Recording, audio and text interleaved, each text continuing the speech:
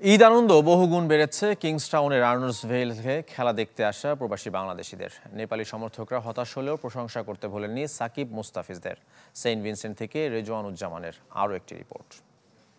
বিশ্বমানের থার্মিক্স রড, সালাম স্টিল থার্মিক্স, দেশের একমাত্র থার্মিক্স রড।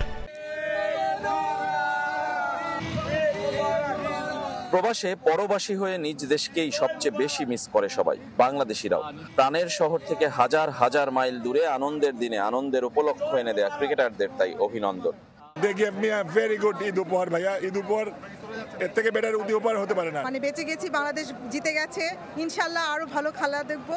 অসাধারণ অসাধারণ বাট স্ট্রেসফুল। তুষার যেটা বলেছে, আমাদের আয়ু কমে যাচ্ছে। ব্যাটারদের ব্যর্থতায় টেনশন বাড়লেও আস্থা জুগিয়েছে বোলাররা। তানজিম, সাকিব, মোস্তাফিজদের প্রশংসা ঝরেছে সমর্থকদের কণ্ঠে, সঙ্গে ব্যাটারদের জন্য চিন্তা। তো অবশ্যই ভালো লেগেছে, জিতেছে। তো আমার মনে হয় বাংলাদেশের ব্যাটিংটা অনেক ইমপ্রুভ করা দরকার। We have to respect the bowlers এবং সেন্সিবল খেললে কিন্তু আমরা অনেক রানের টার্গেট দিতে পারি। 2007 সালের পর প্রথমবার বিশ্বকাপের সুপার 8-এ উঠল বাংলাদেশ। স্বপ্নটা এখন আরো বড়। ইনশাআল্লাহ আমরা সেমিফাইনালে চলে যাব। হতাশায় নিমজ্জিত নেপালি সমর্থকরাও বাংলাদেশের প্রশংসা করেছেন। Bangladesh played well too, and they played well against South Africa, and they put them on a lot of pressure. Batting wise, I think they could have done better.